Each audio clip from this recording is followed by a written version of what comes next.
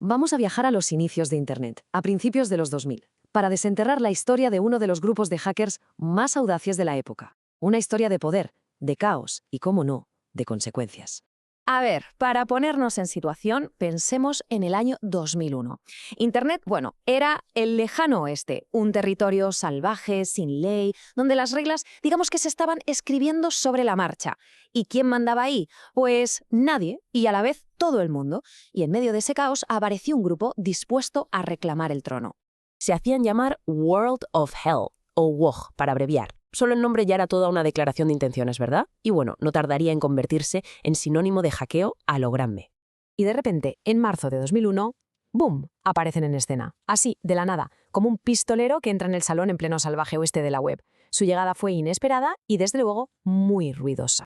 Pero ojo, lo que les hizo famosos no fue solo que fueran buenos, que lo eran. Fue su cara dura, su descaro. Atacaban empresas gigantescas y en vez de dejar un rastro de destrucción, ¿qué hacían? Dejaban mensajitos de burla, como si todo fuera un chiste, un juego. Y es que esa actitud, esa irreverencia era su marca personal, parte de su filosofía que podríamos definir como el manual del sombrero gris. Y esto es clave porque no se trata solo de cómo atacaban, sino de por qué. Vale, ¿y qué es eso de un hacker de sombrero gris? A ver, imaginemos una balanza. En un platillo pones la ilegalidad, claro, y en el otro una intención que no es del todo malvada. Se mueven justo ahí, en esa zona gris. Exponen fallos de seguridad de una forma que sí es anárquica, pero que muchas veces, al final, obligaba a las empresas a ponerse las pilas y a mejorar. Su método era, bueno, simple, directo y letalmente eficaz. Paso 1, encontrar presas fáciles. Webs con una seguridad, digamos, de risa. Paso 2, defacear la página, o sea, cargarse la portada y dejar su firma con un consejito. Y su arma secreta, los famosos exploits de día cero, o sea, vulnerabilidades tan nuevas, tan frescas, que ni los propios creadores del software sabían que existían. Eran literalmente fantasmas dentro de la máquina. Y toda esa actitud tan chulesca se resume perfectamente en su lema más famoso: «Bésame el culo porque te he poseído», una mezcla de jerga de Internet de la época y pura provocación.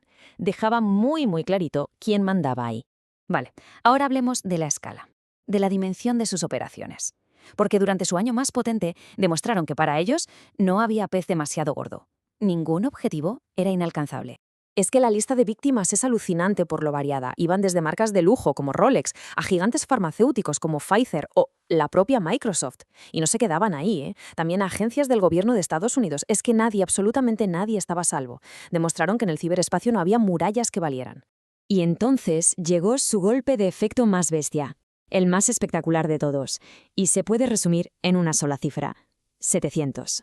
700, ese es el número de páginas web que World of Hell aseguró haber hackeado en un solo minuto, en 60 segundos, una auténtica locura. Una demostración de fuerza coordinada, automatizada, que parecía sacada de una peli de ciencia ficción, vamos. Claro que tanta chulería, tanta audacia, al final se paga. Cuando te dedicas a jugar a ser Dios en el ciberespacio, pues tarde o temprano la ley llama a tu puerta. O en este caso, inicia sesión. Y las consecuencias en el mundo real estaban a punto de ponerse muy serias.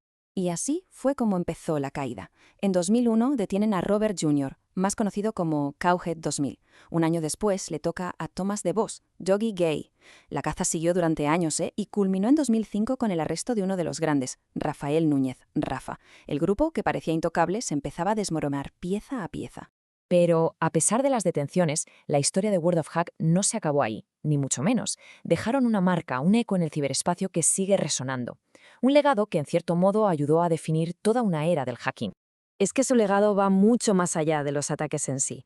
Hay que entender que no eran 4 tíos en un garaje. No, eran un colectivo enorme, más de 20 miembros listados, un auténtico ejército digital que cambió las reglas del juego para siempre. Demostraron que el hacking podía ser una operación coordinada a gran escala con su propia marca y, por qué no decirlo, su propia reputación. Y aquí es donde la historia se vuelve difusa, se pierde en la niebla. Porque, vale, pillaron a 3, pero ¿y el resto?